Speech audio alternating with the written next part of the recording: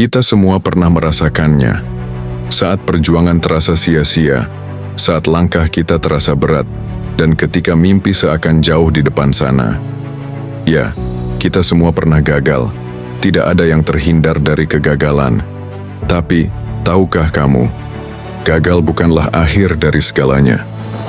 Gagal adalah titik balik yang menunggu untuk mengubah arah hidup kita.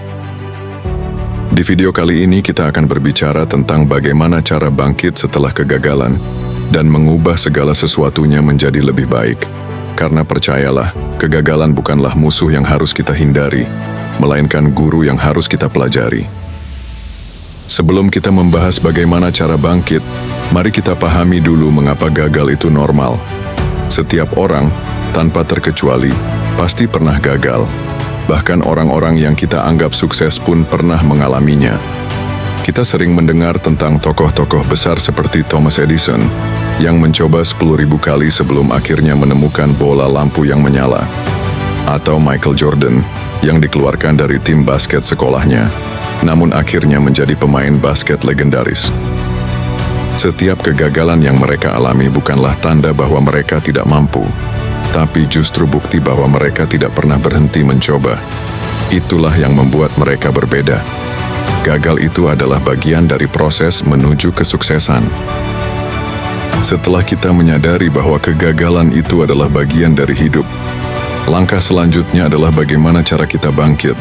Ada beberapa hal yang bisa kita lakukan untuk bangkit dari kegagalan. Pertama, terima kegagalan itu. Jangan lari dari kenyataan bahwa kita gagal. Kita harus berani menerima kenyataan, karena hanya dengan menerima, kita bisa move on dan mulai merencanakan langkah berikutnya. Ketika kita menolak kegagalan, kita hanya akan terjebak dalam perasaan kecewa dan frustrasi yang berlarut-larut. Tapi, dengan menerima, kita memberi diri kita izin untuk belajar dan berkembang. Kedua, evaluasi dan pelajari apa yang salah. Setelah gagal, kita sering merasa ingin menyalahkan diri sendiri atau orang lain. Padahal, ini saat yang tepat untuk introspeksi. Apa yang bisa kita pelajari dari kegagalan ini? Apa yang bisa kita lakukan berbeda ke depannya? Gagal adalah kesempatan untuk belajar. Langkah ketiga adalah jangan takut mencoba lagi. Banyak orang yang setelah gagal takut untuk mencoba hal yang sama lagi. Mereka berpikir, jika saya gagal sekali, saya pasti gagal lagi. Namun, ini adalah pemikiran yang salah. Gagal bukanlah penentu masa depan kita. Setiap kegagalan adalah peluang untuk memperbaiki diri.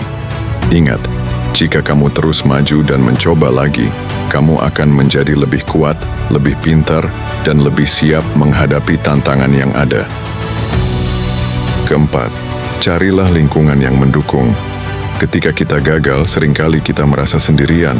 Tapi sebenarnya kita tidak perlu menjalani semuanya sendirian.